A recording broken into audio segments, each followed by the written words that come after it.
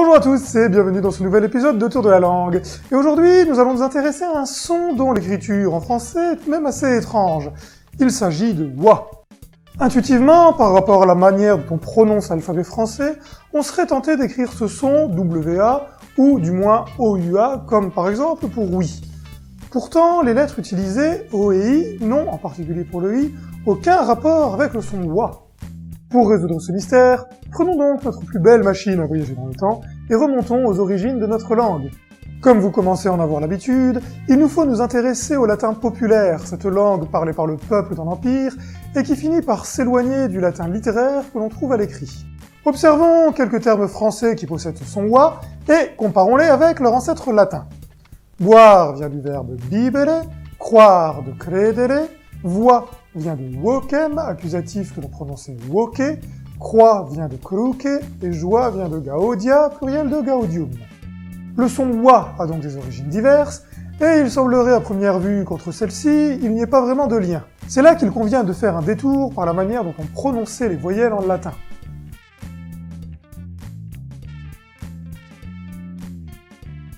Ave, c'est Cicéron. Vous m'avez peut-être déjà vu dans Catilinas Conspiracy, The Republic Against Caesar, ou encore Kick Anthony's Ass. Et si je suis là aujourd'hui, c'est pour vous montrer comment prononcer les voyelles romaines sans passer pour un Gaulois. Et tout d'abord à Rome, on avait une petite subtilité. Il y avait deux types de voyelles, les voyelles longues qui étaient longues, et les voyelles brèves qui étaient brèves. Bravo champion. Si je prends le verbe credere, le premier « et » était long, et les deux autres étaient brefs. C'est ce qu'on appelait la quantité d'une voyelle. Alors, pourquoi c'était utile, me demandez-vous ? Eh bien, le latin, ça se décline. Ce n'est pas la place du mot dans la phrase qui permet de comprendre sa fonction, mais sa terminaison. Et distinguer un nominatif, ce que vous appelleriez sujet dans votre langue décadente, et un ablatif, pour vous ce serait un complément circonstanciel, ça peut être utile, sinon on n'y comprend plus rien. Sauf qu'entre les 2e et 5e siècles, cette opposition disparaît au profit d'une nuance entre ouverture et fermeture de la voyelle. C'est ce qu'on appelle le bouleversement vocalique. Et oui, forcément, cela amène à pas mal de transformations dans la manière dont on prononce le latin à l'oral. Bibere devient bebere, dans cruque, cru devient cro, et dans gaudia, gao devient go. Cela permet un peu de simplifier l'ensemble, on passe ainsi à deux origines pour wa, soit un ancien e, soit un ancien o. Il n'y a pas encore de son wa, et il faudra deux types d'évolution pour y arriver. Dans le premier cas, vers le 6e siècle, le premier « e » de credere va, comme pour de nombreux mots dans ce qui était la Gaule et qui devient le territoire des Francs, subir une diphtongaison. Vous vous souvenez, c'est ce phénomène que nous avions observé dans l'épisode précédent, que vous pouvez revoir si jamais vous avez oublié. Cré, qui est accentué, se segmente d'abord en créé, qui évolue en créi, et vers le début du XIIe siècle, créi évolue en croi. On commence ainsi à se rapprocher de croix. Pour le second cas, regardons le mot voquer. Devant le e, le que va se palataliser. Là encore, la vidéo précédente vous permettra de vous rappeler ce dont il s'agit quand on parle de palatalisation, ce qui donnera le mot voquier, lequel évoluera en votier, qui lui-même évoluera en voitier, qui, après d'autres transformations, donnera voits, qui a par exemple donné aussi l'anglais voice. Ainsi, quelle que soit l'origine, on en arrive à un moment où se trouve le son oi, et à partir de là, l'évolution sera la même pour tous les mots.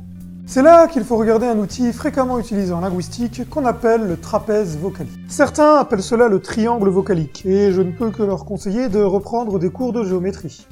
Cette figure permet de montrer l'évolution et la continuité entre les différentes consonnes, c'est ce qu'on appelle le continuum vocalique, et se fait selon deux éléments. Tout d'abord, l'ouverture de la bouche, plus la lettre sera en haut dans le trapèze, plus la bouche est fermée, et la profondeur du point d'articulation, c'est-à-dire si la langue est plus ou moins rentrée dans la bouche. Aux quatre points du trapèze, vraiment il y en a qui trouvent que ça ressemble à un triangle, se trouvent les extrêmes. En haut, là où la bouche est le plus fermée, quand le point d'articulation est le plus proche de l'extérieur, on parle alors du point antérieur, se trouve le son I. A l'inverse, quand le point d'articulation est le plus rentré, on parle alors du point d'articulation postérieur, se trouve le son OU. En bas, lorsque la bouche est ouverte et que le point d'articulation est antérieur, on obtient le son A.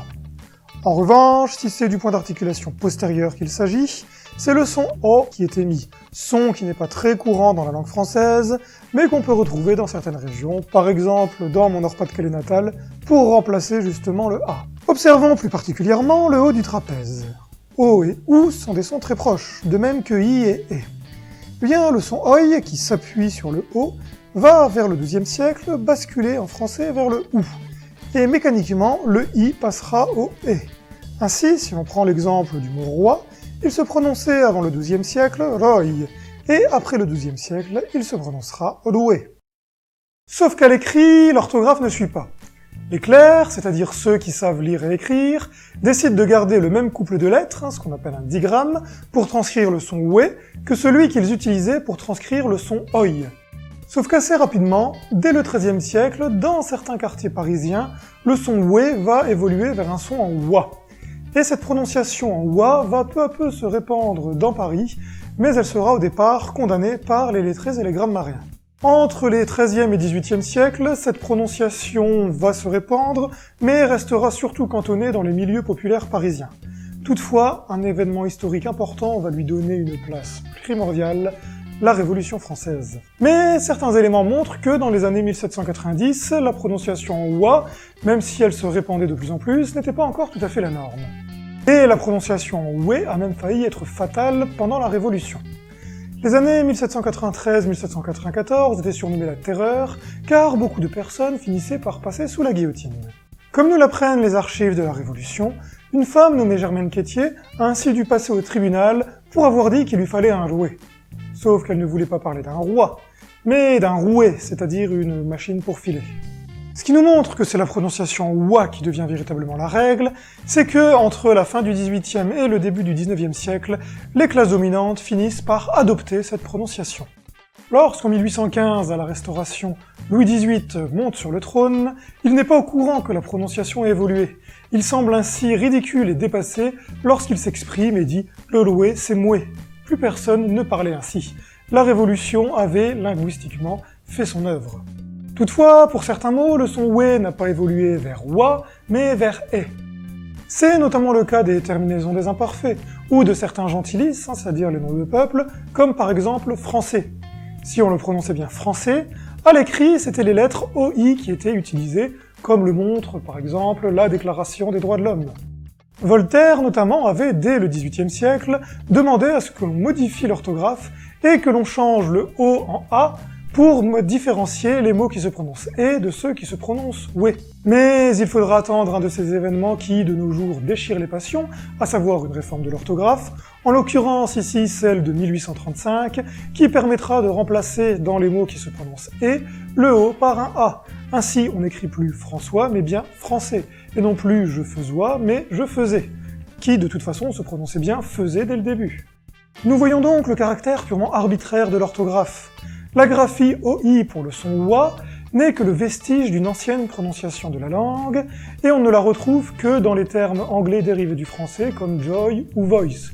De même, il aura fallu attendre une réforme orthographique pour différencier à l'écrit les sons et oua qui, à l'oral, étaient déjà nettement différents. Voilà, à présent cet épisode est terminé, j'espère qu'il vous a plu, n'hésitez pas à faire part de votre avis et de vos remarques dans les commentaires, vous pouvez également vous abonner à la chaîne, ou me suivre sur la page Facebook et le compte Twitter.